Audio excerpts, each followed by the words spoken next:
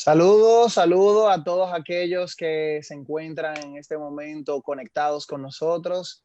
Hoy les doy la bienvenida a este live donde estaremos tratando varios temas sumamente interesantes. Mi nombre es Abraham Díaz y yo quisiera servirles desde esta plataforma.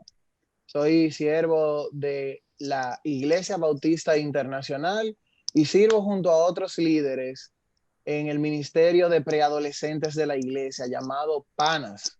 Así que estoy a su servicio en el día de hoy y quisiera que pudiéramos hacer como un poco de retroalimentación de lo que hemos visto las semanas anteriores, ¿verdad? Las series que hemos estado tratando por el live.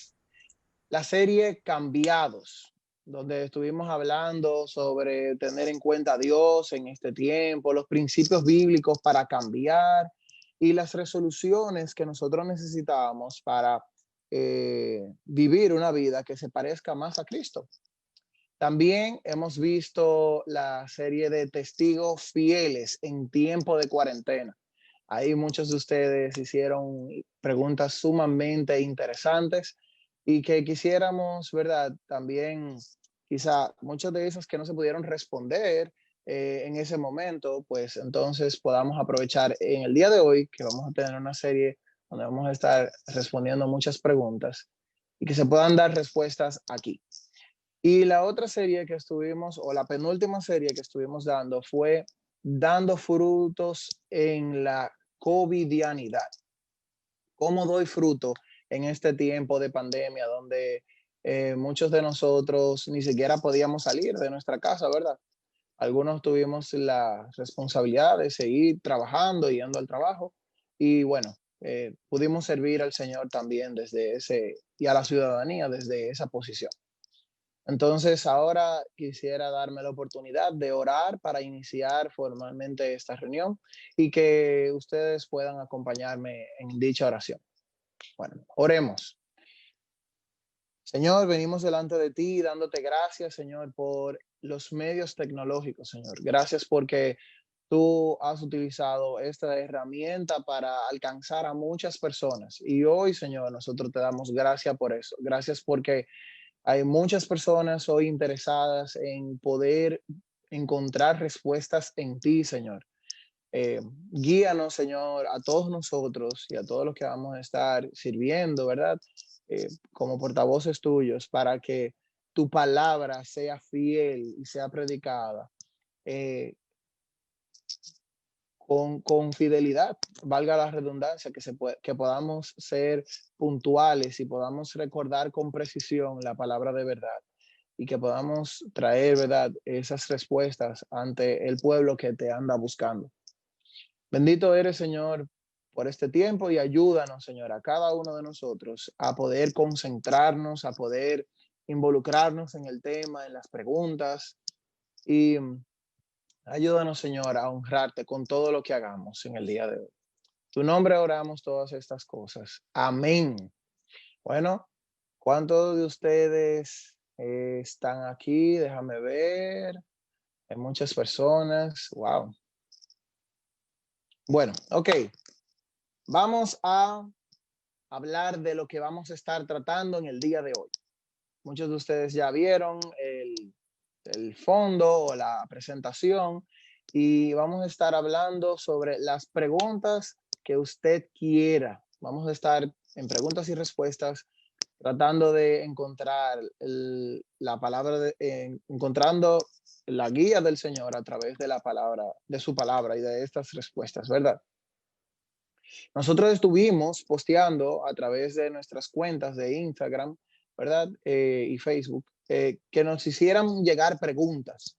Y todas estas preguntas, ¿verdad? Pues la hemos recopilado, la hemos organizado de una forma en que podamos ser eficientes en las respuestas y también que podamos tener contenido claro de lo que vamos a estar hablando en el día de hoy.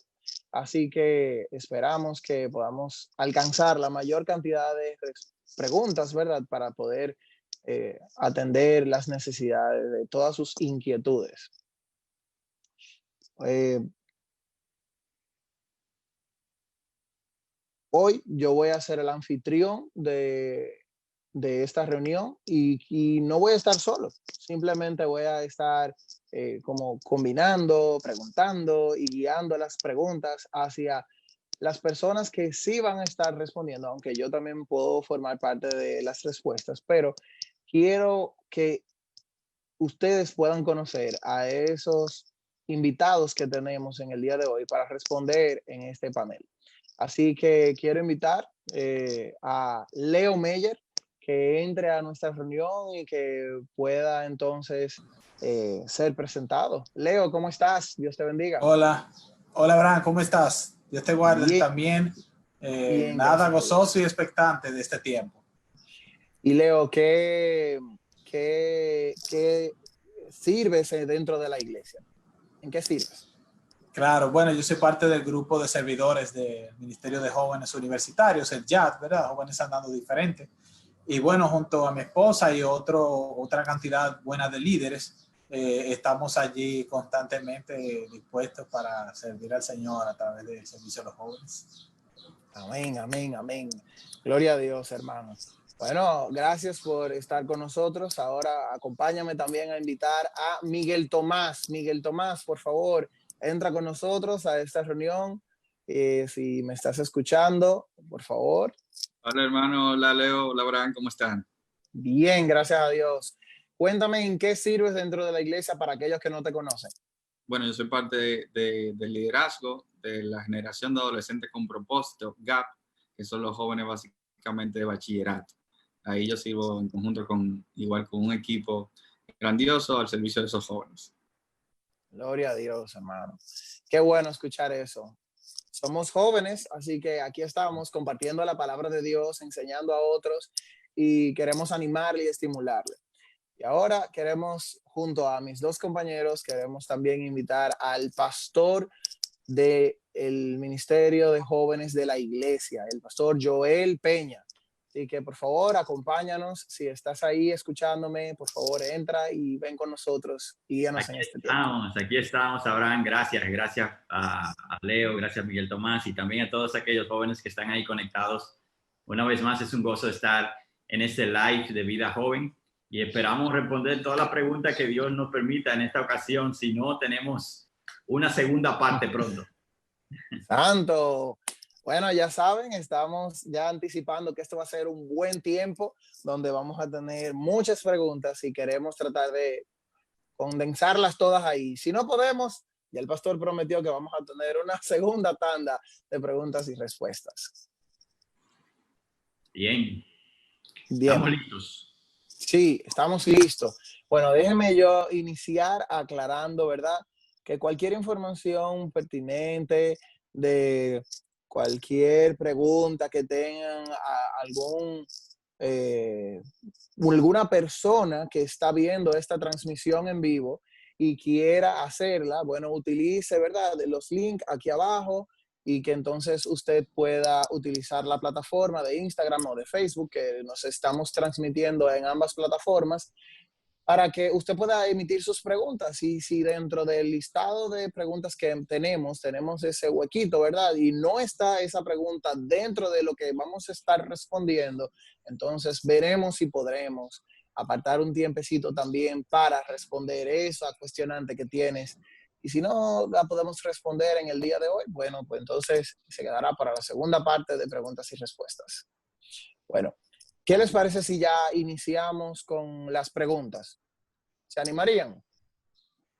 De acuerdo, vamos arriba. De acuerdo, vamos arriba entonces. Bueno, aquí tenemos la primera pregunta que recopilamos a través de las redes sociales, ¿verdad? ¿Por qué debemos de creer en la Biblia? Sí, yo sé el que inicio. Ajá. Bueno, pensando en responder esta pregunta, hay varias cosas que yo te invitaría a ti que hiciste esta inquietud o que manifestaste esta inquietud, a que tú consideraras lo siguiente. Yo creo que pudiera decir que el libro, la Biblia como libro, ¿verdad? Es el libro, el conjunto de libros con mayor cantidad de copias realizadas a sus manuscritos originales. y de hecho los manuscritos cercanos al original. Yo creo que este es mi primer punto. Eso aumenta, yo pienso, la probabilidad de credibilidad sobre la información de que son escritos confiables, es decir, refiriéndome a la Biblia. Yo pienso que por medio de los descubrimientos realizados por la arqueología y también investigaciones que han usado diversos medios de la ciencia, aquí hablo de lo que algunos llaman códices, pergaminos, fragmentos, yo creo que se puede concluir que los escritos del Nuevo Testamento son precisos en su traducción a otros idiomas. Y recordaba una fuente de un libro reciente que leí, que mencionaba que en más de un 95% nosotros podemos llegar a esa conclusión. Hablo de la precisión de la traducción, de acuerdo a escritos más antiguos. Otro elemento que yo te invitaría a considerar ahí en ese sentido es que los libros escritos por autores bíblicos se consideran confiables, pudiéramos decir, debido a que fueron redactados por personas con un alto nivel de credibilidad en su época. O sea, la gente que escribió la Biblia no era un simple creyente, era gente de una reputación, de un testimonio, de una integridad probada. Era gente, como llamaban algunos en esa época, eran hombres de Dios. Y otro elemento que pudiera agregar ahí es que digamos, un argumento que yo he aprendido personalmente, que es vital, es el hecho de que los autores del Nuevo Testamento se puede corroborar que son personas que fueron testigos oculares del Cristo resucitado. Es decir, ellos vieron al Cristo resucitado. Hablo aquí de los apóstoles, yéndome un poquito al Nuevo Testamento, y también los medios hermanos de Jesús, Judas, Santiago. O por lo menos escribieron basado en el testimonio de testigos de primera mano de ese Cristo resucitado, como es el caso de Marcos y Lucas, que ninguno de los dos fue un discípulo directo de Cristo, pero Marcos escribió en base a la información que obtuvo de Pedro, y Lucas, imagínense, andaba con el apóstol Pablo, y todos ellos gozaban de credibilidad en su época. El otro elemento un par de elementos más para cerrar esta pregunta que yo agregaría es que, bueno, la resurrección de Cristo de entre los muertos. Hay una cantidad de eruditos bíblicos, cristianos y no cristianos, aún en la actualidad, que están de acuerdo en que al menos la tumba donde fue sepultado Jesús está vacía, se encuentra vacía. Entonces, ese es otro elemento que yo agregaría. La propia entrega voluntaria, Señor, a la muerte por causa del Evangelio, que estas primeras personas, los apóstoles, los cristianos del primer y segundo siglo, tuvieron. Yo creo que eso es un argumento importante de cara a la validez de las Escrituras, puesto que digamos que son ellos quienes propagan la fe en los primeros años de la iglesia. Quizás de manera, un par de detalles más es que, por un lado, el testimonio de fuentes no cristianas acerca de Cristo y de sus discípulos, eso sería otro aspecto a considerar en el tema de la credibilidad de la Biblia. Y finalmente, para mencionar algunos, bueno, el Nuevo Testamento es usado como referencia aún en la actualidad en caravanas arqueológicas para descubrir ciudades y aldeas. Entonces, yo creo que, otra vez, resumiendo, ¿por qué creer en la Biblia? Bueno, la Biblia es un libro confiable, no es simplemente como algunos la notan, es un cuento de hadas. De hecho, uno puede llegar a la conclusión de que cualquiera que diga que la Biblia es un libro cualquiera, simple y llanamente está cometiendo un suicidio intelectual, porque tú no puedes dejar a un lado todas las evidencias que eruditos reconocidos a lo largo de la historia, sobre todo en los últimos 100 años y algo, han podido estar conversando al respecto. O sea que yo creo que eso pudiera ayudar en ese sentido. Excelente, Leo. Gracias por ampliar esa pregunta. Hablaste bastante extenso de todo, de cómo se conforma eso y por qué yo debería de confiar en eso, en la Biblia. Vamos a ver, la siguiente pregunta sería, ¿la felicidad se busca o se encuentra? Es una pregunta clave. O capicúa, vamos a decir en el término dominicano, para aquellos que nos están viendo desde otro país. ¿Quién me ayudaría con esa pregunta? Bueno, así como tú lo dices, es una pregunta que nos la hemos hecho en diferentes contextos, no solamente dentro de la iglesia, nos la hemos hecho aún en silencio en nuestra habitación, en los colegios, y se la hacen en todas las edades. La felicidad. Ahora, antes de nosotros poder responder la pregunta tal cual, sería necesario poder entonces nosotros poder hablar un poco de lo que es el concepto de la felicidad. Es un concepto que se ha venido, vamos a decir, variando, se ha dado un significado subjetivo en algunos sentidos, y tú podrás encontrar conceptos asociados, por ejemplo, al placer. Hay personas que pueden encontrar la felicidad en el placer de algo, y te diría a ti, entonces, que mientras mayor placer tú vas a tener, entonces tú eres más feliz. Lo puedes también hablar de las pertenencias. Hay personas que dicen en un momento determinado que se sienten felices porque han obtenido algo. Eso te diría a ti que mientras más de esto tenemos, entonces tú serías más feliz. Igual con tus planes, con las metas que tú vas logrando. Hay personas que te pueden afirmar que son felices porque han ido logrando esto. Entonces tú dirías, mientras más logro mis metas, lo que me propongo, entonces yo seré más feliz. Ahora bien, para conocer la verdadera felicidad debemos conocer a quién la otorga. Y ese es Cristo. Entonces, al conocer al que lo otorga, podremos entonces contestar dónde buscarla y dónde se encuentra. La felicidad viene en Cristo, pero no es esa es la felicidad verdadera, no la felicidad que nosotros en muchos conceptos hemos creado. Por eso, también hemos podido escuchar personas que ven otros cristianos y cuestionan su felicidad, siendo cristianos que están en gozo y en felicidad en Cristo. Pero su estatus, como los ven los de afuera, dirían, no, pero él no es feliz, porque yo lo veo de X o Y manera. Pero la palabra de Dios dice que si buscamos el reino de Dios y su justicia, todas las demás cosas serán añadidas. ¿Qué significa esto? Vamos a buscar la felicidad. ¿Dónde podemos encontrarla? Buscando primero el reino de Dios y su justicia, y el Señor nos dará de manera añadida esa felicidad, la verdadera. Y es allí donde nosotros podemos ver la diferencia entre dos seres humanos que viven tal vez realidades iguales y tal vez no buenas delante de lo que el mundo tiene como un estándar. Y tú puedes ver a uno gozoso y feliz, y puedes ver a otro con cuestionantes y situaciones difíciles. Entonces, ¿dónde se busca, se encuentra? Vayamos primero a quien la puede dar, que es Cristo, y entonces, de manera añadida, nos dará esa felicidad que busca todos los seres humanos, ojo, pero lamentándolo mucho, solamente se puede encontrar en un solo lugar, en Cristo. Gracias, te daba las gracias y te decía que tremenda respuesta, porque así es como debemos de ver la felicidad, en el Dios quien nos la otorga a nosotros. Vamos a pasar entonces a la próxima pregunta para seguir avanzando, y dice, ¿el alma y el cuerpo son la misma entidad o cosa? ¿Quién me ayuda a responder esa pregunta? Sí, yo creo que la respuesta, digamos, la respuesta corta es no son la misma cosa. El cuerpo es una cosa y el alma es espíritu, es otra. El cuerpo es la parte material, naturalmente, del ser humano.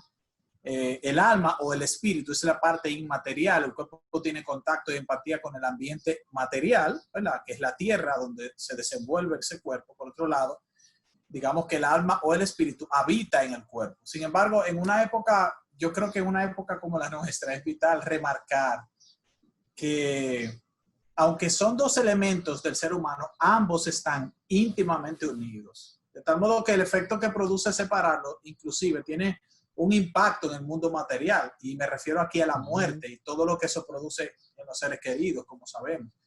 Pero no solo en la parte material, también hay un impacto en el aspecto espiritual que implica inclusive una condenación eterna, una salvación eterna. O sea, Dios ha establecido a la luz de la Biblia la muerte como el límite para que el individuo determine dónde pasará la eternidad. Así que no hay prórroga después de eso, lo que resta es esperar el juicio.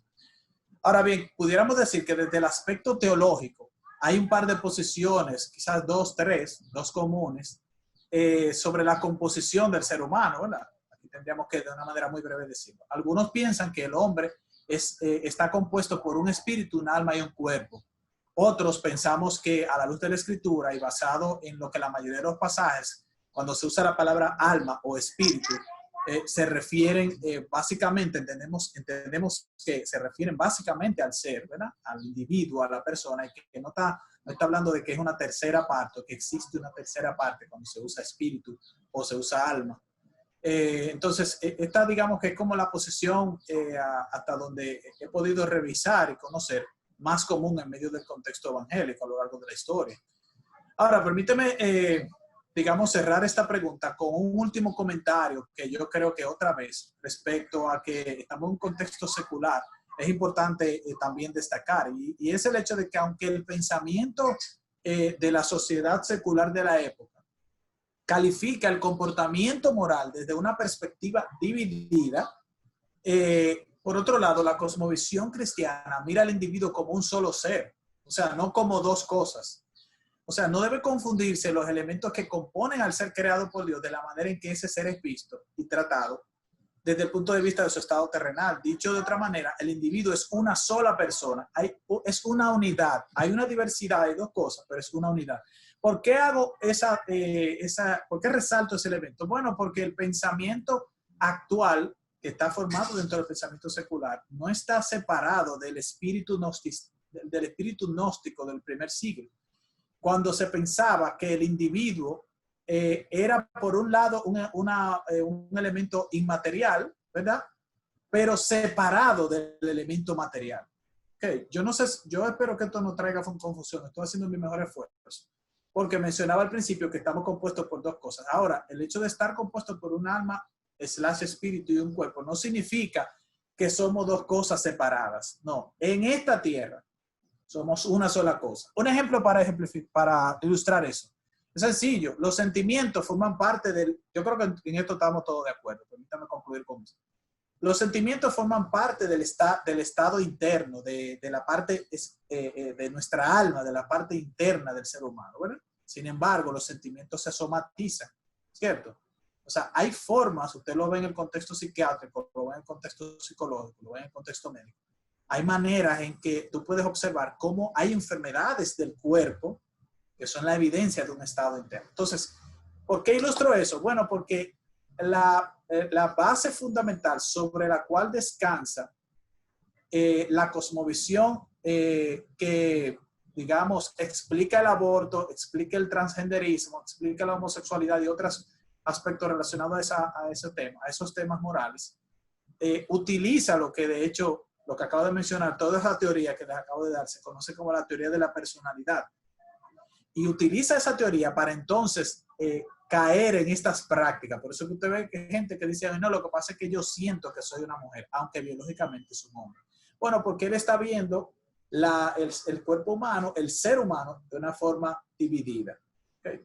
Entonces, en síntesis, no son la misma cosa, son dos cosas unidas que en un momento se separan en la muerte, pero mientras estamos en la tierra, permanecen íntimamente relacionadas. ¿Okay?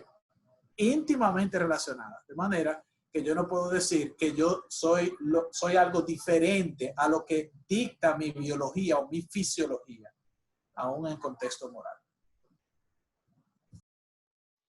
Excelente, Leo, excelente. Yo creo que ahí no hay más cosas que agregar. Excelente. Vamos a pasar a la próxima pregunta. ¿Cuándo es pecado un deseo y o pensamiento sexual y cuándo no lo es? No sé si se entiende bien esa pregunta, pero creo que sí, claro. Sí, ayúdenos, pastor, ayúdenos, pastor. Y es una excelente pregunta, qué bueno que la hacen y por un lado, todos tenemos, o todo ser humano sano tiene deseos sexuales, tiene pensamientos de atracción que Dios puso allí. O sea que el hecho de que Dios lo haya creado y que Dios lo haya puesto, de ahí podemos desprender que hay bondad en ello, que hay beneficio y que es para la gloria de Dios y también para la bendición de nosotros. O sea que de alguna forma u otra, el hecho de que hayan deseos sexuales no quiere decir que haya pecado en nosotros. Eso es natural y cada uno de nosotros lo vamos a experimentar. Ahora, la Biblia nos habla de lo que se llama inmoralidad sexual, y allí es cuando este deseo, este pensamiento, sale de los parámetros de Dios.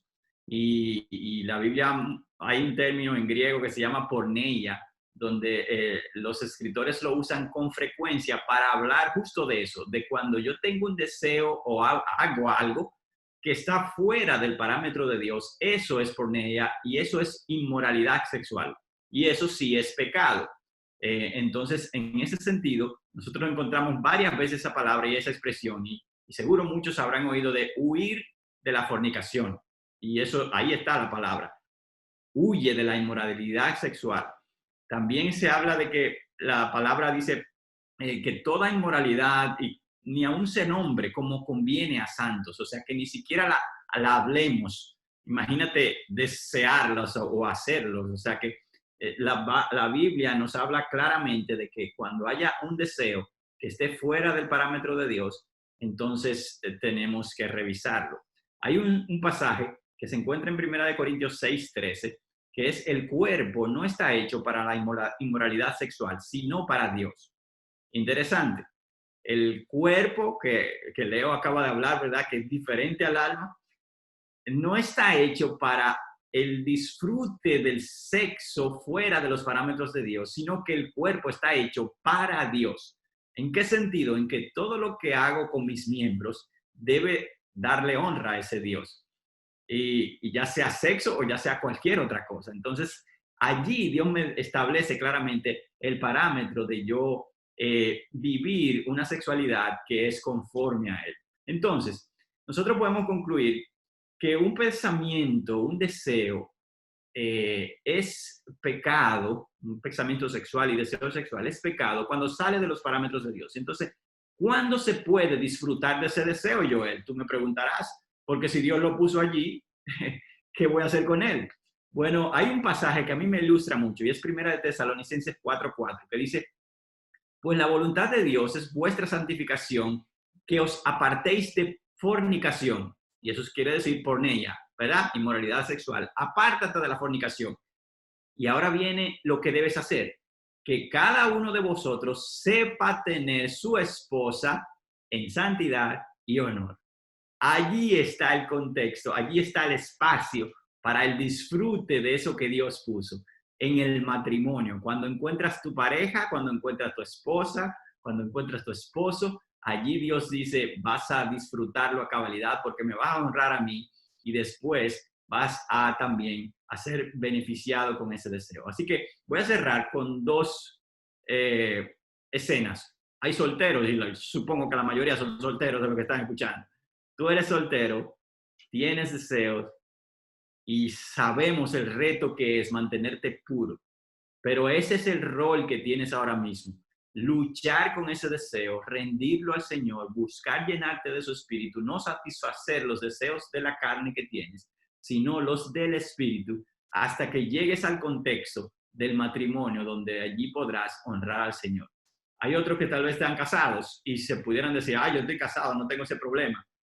Bueno, hermano, también hay inmoralidad sexual en el casado, y es que si tratas de satisfacer ese deseo fuera del contexto de tu matrimonio, entonces estás también practicando inmoralidad sexual y estás pecando contra Dios. Entonces, en ese sentido, ¿el deseo sexual es pecaminoso? No, no es pecaminoso. Si lo practicas dentro de los parámetros de Dios, que es el matrimonio. Excelente, Joel. Mejor de ahí, yo creo que tú eras el indicado para responder, ¿verdad?, esa respuesta. Vamos a pasar a la próxima pregunta. Dice así: ¿podemos escuchar música no cristiana? Y esta es una pregunta bien común, pero yo quisiera que alguno de ustedes me ayudara a responderla. Bueno, la respuesta inicial es sí, la puedes escuchar. Pero no sería sabio quedarme solamente en sí la puedes escuchar. Definitivamente, dentro de las libertades que el Señor nos da, al momento de tocar el punto de la música, y le podemos poner música / baile, ya que casi siempre la música va relacionada o muy relacionada al baile, nosotros tenemos que filtrar algunos puntos, iniciando por los ritmos musicales. Hay ritmos musicales que por demás se han utilizado para música que responden a la inmoralidad sexual y ciertos ritmos que son bailados de manera altamente pecaminosa. En una ocasión pude leer un artículo de nuestro pastor Miguel Núñez, donde él indicaba algunas preguntas que nos podrían ayudar a nosotros poder tomar la decisión correcta al momento de escuchar una música. Y algunas de esas preguntas que se las voy a compartir de manera práctica serían: ¿está asociado el pecado en la cultura en que vivo con esa música que estoy escuchando? ¿Por qué digo eso? Bueno, porque hay tipos de música que en una sociedad pueden ser vistos de una manera y en otra puede ser visto de otra, asociado al pecado. Otra pregunta que nos pudiéramos hacer es: ¿pudiera yo servir de piedra de tropiezo al escuchar esta música, al bailar esta música? Otra pregunta sería: ¿lo estás haciendo de una manera honrosa o estás con ella llevando a bailar deshonrosamente, a compartir letras que son de manera deshonrosa? Que eso tendría relación con la piedra de tropiezo. Esta música que yo escucho está asociada a letras irrespetuosas, incitan la sensualidad, el robo. ¿Qué tipo de cosas está incitando? Y si esto que incita no apunta al Señor, entonces no vamos continuando si deberíamos escucharlo. Y dentro de la libertad que tenemos, recuerda que como cristianos, todo lo que nosotros hacemos debe ser para la gloria del Señor. Hay cosas, como dice la misma palabra de Dios, todo es lícito, no todo conviene. Y escuchar música es algo que es lícito, no es pecado en sí mismo, porque la música no puede ser pecaminosa, o sea, no carga pecado, el pecado está en nosotros. Por eso debemos de ser muy sabios al momento que nosotros elegimos escuchar música no cristiana, al momento que elegimos compartirla, al momento que elegimos bailarla, al momento que nosotros vamos a hacer cualquier uso de la música. A veces la ponemos de fondo en una actividad X y tú no te das cuenta ni siquiera, pero hay alguien que está sentado allí en aquella actividad que está escuchando esta música y esa música le está haciendo de piedra de tropiezo. Entonces, es una muestra de amor primero a Cristo cuando nosotros decidimos ser intencionales en filtrar lo que nosotros escuchamos. Es una muestra de amor a nosotros mismos porque somos seres caídos y también una muestra de amor al prójimo. Recuérdense que a fin de cuentas, nuestro mandato es dar a conocer el evangelio a otros y ser de bendición a otros. Si negarte a escuchar una música no cristiana es lo necesario para que el nombre de Cristo sea glorificado y pueda seguir siendo exaltado, pues entonces no lo escuches. Ahí está. Esa es la respuesta directa y me pareció excelente. Gracias, Miguel Tomás, por afirmar ese punto. Vamos a pasar a la próxima pregunta y dice así: ¿cómo evitar los deseos de la carne? Y esa es también una pregunta frecuente, ¿verdad, Leo? Sí, sí. Ayúdanos con eso. Vamos a ver qué. Sí, de alguna manera, sí, de alguna manera hay varias cosas que los demás han mencionado en otras respuestas que nos van a ayudar. Yo creo que no podemos evitar los deseos de la carne. La carne podemos definirla, digamos, como la naturaleza caída que habita en nuestros cuerpos. Yo creo que es la parte débil que nos invita a deshonrar a Dios y a centrarnos exclusivamente en nosotros y nada más. Sí es posible disminuir la influencia de nuestros deseos pecaminosos sobre nuestras mentes. Y esta última frase la digo para poder contrarrestar con la primera respuesta, de que dije que no podemos evitar los deseos de la carne. No lo podemos hacer porque nuestra carne va a estar ahí hasta que muramos o hasta que Cristo venga y transforme nuestros cuerpos, como expresa 1 Corintios 15. Yo creo que la clave para evitar entonces ser, digamos, dominados por los deseos de la carne, nos la da la Escritura muy claramente. Es vivir cumpliendo o dando preferencia a los deseos del Espíritu. Y yo tengo un par de versos aquí que compartir. En primer lugar está Gálatas capítulo 5, Hay varios versos a partir del verso 16 que voy a citar que yo creo que nos pueden ayudar en esto. El apóstol Pablo, cuando escribe a los Gálatas, dice: digo pues, anden por el Espíritu. Ese anden es una invitación a vivir, o sea, es en tu cotidianidad, condúcete, compórtate, que tu conducta sea en función de lo que quiere el Espíritu de Dios. Recuerden que el Espíritu de Dios es la tercera persona de la Trinidad, o sea, que tiene el mismo deseo de Cristo, tiene el mismo deseo del Padre.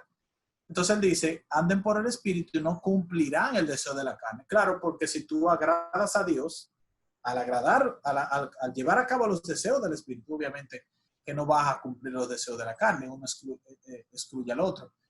Él sigue diciendo: porque el deseo de la carne es contra el Espíritu, el del Espíritu es contra la carne, pues estos se oponen el uno al otro, de manera que ustedes no pueden hacer lo que deseen. Pero más adelante dice: el fruto del Espíritu, entiéndase, el resultado de lo que el Espíritu de Dios hace en el creyente es, número uno, amor, gozo, paz, paciencia, benignidad, bondad, ¿verdad? Fidelidad, mansedumbre, dominio propio. O sea, fíjense que son cualidades de carácter. Y él dice que contra esas cosas no hay ley. Pues los que son de Cristo, este pasaje me gusta, este verso, han crucificado la carne con sus pasiones y deseos. Y concluye diciendo: si vivimos por el Espíritu, andemos también por el Espíritu. Entonces, otra vez, la pregunta es: ¿cómo evitar los deseos de la carne? Bueno, sométete al Espíritu. Uno de los pecados en contra del Espíritu es entristecer al Espíritu. Otro de los pecados que la Biblia enseña en el Nuevo Testamento en contra del Espíritu es apagar el Espíritu.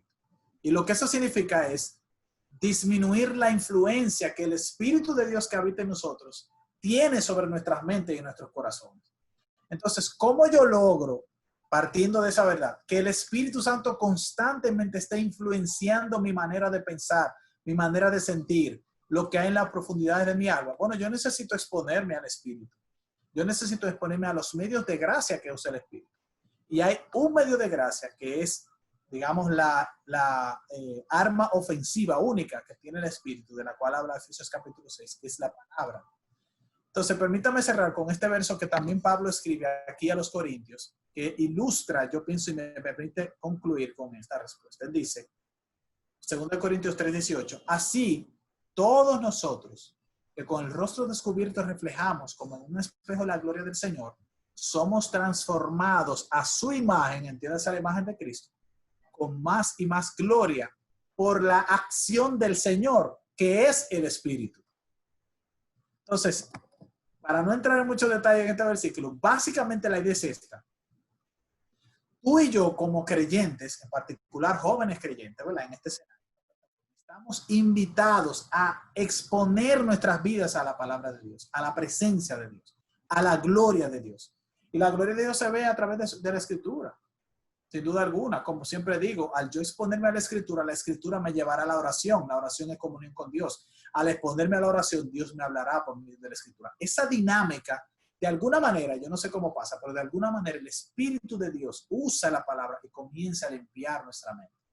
Comienza a fortalecernos, empoderarnos. Y de alguna forma, solo uno lo comprueba con la experiencia. En el día en que eso pasa, yo logro ver que tengo más fuerza ante las tentaciones.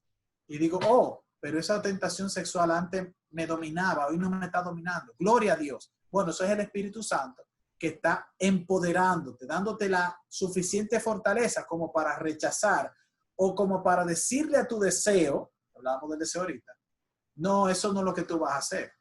Vamos a agradar a Dios. Vamos a esperar si hay que esperar. Vamos a aplazar la gratificación si hay que esperar. Si hay que hacerlo. Entonces, ¿con cuál propósito? Bueno, lo hablábamos ahorita, glorificar al Señor. Entonces, yo creo que eso es lo que tengo que decir respecto a eso. Y has hablado muy contundentemente sobre ese tema del dominio propio también y de, ¿verdad?, de cuidarnos de caer delante del Señor. Gracias, Leo, por esta respuesta. Vamos a pasar a la próxima pregunta y es la siguiente. ¿Por qué Dios no impide el racismo y el hambre mundial? Vamos a ver.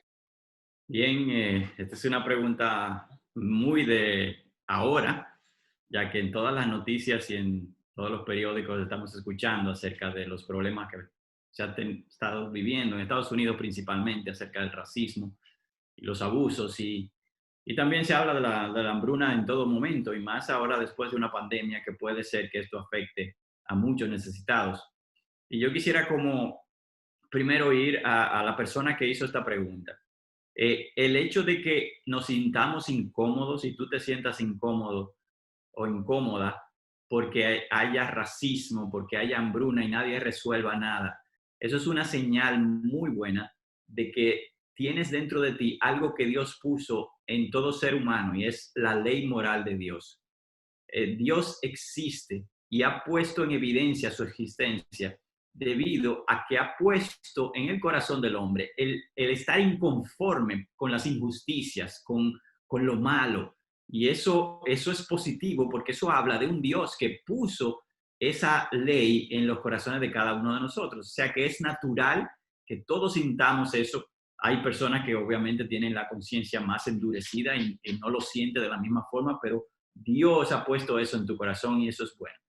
Por otro lado, nosotros tenemos que estar claros del mundo en que vivimos. El mundo en que vivimos no es el mundo creado inicialmente por Dios. Dios creó todo bueno, dice la palabra de Dios en Génesis, pero lamentablemente el pecado entró en toda circunstancia, rama de la vida humana y del mundo entero, de la creación entera.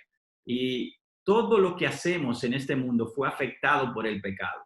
El ser humano ahora no es descrito como bueno, ni como inocente, ni como con pensamientos positivos. No, la Biblia lo describe de una forma tétrica, si yo pudiera decirlo así. Voy a leer un pasaje en Romanos 1, 29 al 31, que dice cómo son los seres humanos. Dice, llenos de toda injusticia, maldad, avaricia y malicia, colmados de envidia, homicidios, pleitos, engaños y malignidad. Son chismosos, detractores, aborrecedores de Dios, insolentes, soberbios, jactanciosos, inventores de lo malo, desobedientes de los padres, sin entendimiento, sin digno de confianza, sin amor y despiadados. Así Dios describe la humanidad en el día de hoy, que no le escucha, que le resiste. Y por eso no es de extrañarnos de que haya racismo, que haya odio, que haya hambre, que hayan ricos que quieran abusar de otros, poderosos que quieran más poder, porque así es el ser humano que está en esta tierra, y lamentablemente esa es la situación. Ahora, para entender un poco más, eso es el pecado que lo produce, y la pregunta sería, ¿ha hecho Dios algo para destruir la raíz del pecado que produce todas estas cosas? Y la respuesta es un claro en mayúscula. Dios ha hecho todo lo necesario para destruir al pecado, y por eso envió a su Hijo Jesucristo para hacerse hombre, representarnos y morir en nuestro lugar, para que todo aquel que en él crea pueda ser limpio de todo pecado, pueda ser una nueva criatura y pueda tener los sentimientos, los deseos que Dios tiene para acabar con el racismo, la hambruna, la aflicción. Y esta es una pregunta clásica de que todos tenemos, ¿verdad? Si Dios es bueno, ¿por qué tanta aflicción? ¿Por qué tanto sufrimiento? Y entonces tenemos que tener claro esas cosas que hemos hablado. 1, el pecado existe y este mundo ha sido infectado por él.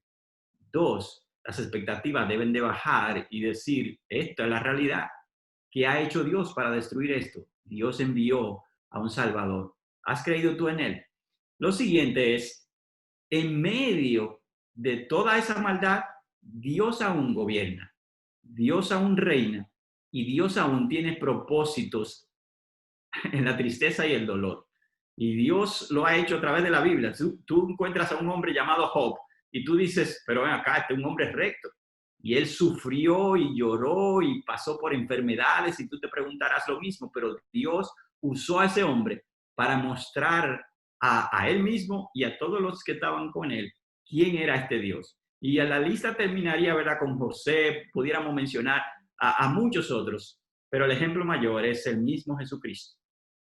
Ese hombre perfecto, sin mancha, fue como que dice, maltratado, burlado, escupido, golpeado. Él sufrió en esta tierra con la finalidad de cumplir el propósito de Dios, en mostrar la luz y la esperanza y la redención. Entonces, el dolor y el sufrimiento no escapan del dominio de Dios y Dios va a glorificarse aún en medio de él.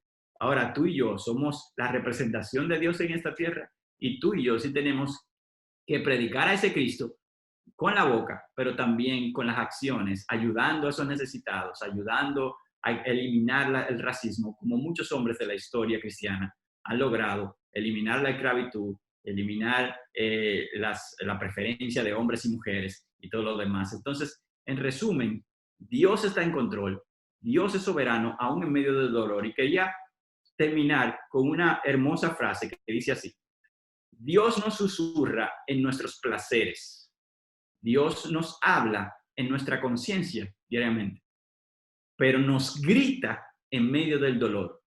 El dolor es su megáfono para despertar al mundo sordo. Y allí entonces encontramos el propósito muchas veces del dolor y la aflicción. Excelente, pastor. Y es muy cierto. Incluso hay una frase ya local que la gente dice, no hay mal que por bien no venga. Y yo creo que esa frase viene de, ¿verdad? De el mismo texto que usted estaba hablando ahora, que Dios utiliza todas estas cosas con el propósito de guiarnos y de encarrilarnos hacia Él. Amén. Excelente. Vamos a pasar a la próxima pregunta. Vamos a ver. La próxima pregunta dice así: ¿qué cosas tomar en cuenta para un noviazgo en cuarentena? Ay, papá. Yo creo que es excelente. Este tiempo es excelente. Sí. El mejor tiempo para tener noviazgo es ahora. ¿Tú crees? ¿Tú crees? No, ¿será que la cuarentena es un buen tiempo para el noviazgo? Exactamente, exactamente. Ahí yo creo que sí. Bueno, sí. partiendo de la premisa de que el noviazgo tiene el único propósito de conocer una persona, valga la redundancia, para el propósito del matrimonio, y que nosotros como iglesia recomendamos que sean de jóvenes adultos en adelante. Partiendo de esto, nosotros entonces entendemos que la cuarentena para un noviazgo activo es muy beneficioso. De manera práctica, ¿dónde nosotros podemos ver eso? Bueno, ahora en la cuarentena todos tenemos, bueno, sobre todo a nivel universitario, y no tienen el mismo ajetreo de las agendas. Hay mayor tiempo libre. Entonces, este tiempo libre nos abre nuevas oportunidades para que estos noviazgos puedan hacer cosas prácticas como la lectura de la palabra de Dios en temas comunes y temas donde tengan diferencia y que puedan ser aclarados a la misma luz de la palabra. ¿Entiendes? Estudiar la palabra juntos. Pero también, como parte del propósito del noviazgo, es conocer, tener conversaciones intencionales pensadas para conocer más a esta persona con la cual tú quieres pasar toda tu vida. Es bueno entonces dedicar el tiempo. También hacer un uso correcto de cómo invertimos el tiempo. ¿Por qué? También hay nuevas responsabilidades dentro de la casa, tal vez nuevas responsabilidades en nuestra covidianidad, lo cual nos lleva a que nosotros también comencemos a respetar los tiempos, a tener un poco más de tolerancia, a que nuestro carácter sea un poco más pulido, que no todo el tiempo está la conversación activa, no todo el tiempo estamos chateando, y nos hace hacer un buen uso del tiempo. Y esto nos ayuda a pulirnos, verdaderamente, porque la vida real así funciona. Ahora, ojo, también la cuarentena le permite al noviazgo ejercer el dominio propio. Está el enamoramiento, está la emoción del momento, el que tú te quedas hablando por teléfono muchísimo tiempo, pero el dominio propio también es bueno ejercerlo. Tenemos mucho tiempo y si ese tiempo no lo ejercemos, no lo utilizamos de manera correcta, entonces pudiéramos caer también en un tiempo de ociosidad, y el ocio no es bueno. Definitivamente el tiempo ocioso y sobre todo una relación, las conversaciones ociosas, por lo normal, las experiencias nos ha dado nosotros como líder, terminan en conversaciones que tienden a ser pecaminosas y que llevan a otros puntos. Y esto es un preámbulo, porque se va a acabar la cuarentena y los novios se van a volver a juntar. Por lo cual, incentivamos que hagan buen uso del tiempo enfocándose en las cosas que le pueden traer conocimiento uno al otro y sobre todo aquellas cosas que le van a edificar en la palabra del Señor. Excelente. Pues entonces cerremos en oración y terminemos este tiempo antes de que nos tumben la transmisión en vivo. ¿Les parece bien? Sí. Leo, ¿puede guiarnos en esa oración? Claro, Padre, gracias te damos por este tiempo, Señor. Tú has sido misericordioso y bueno con nosotros. Lo que hayamos hablado pueda edificar nuestras mentes y corazones de todo lo que estamos aquí, lo que van a participar o han participado desde el aire. Sea glorificado, conocido y exaltado. Te damos gracias nuevamente en Jesús. Amén. Amén. Amén. Muchas gracias a todos los que estuvieron aquí. Nos vemos el próximo sábado.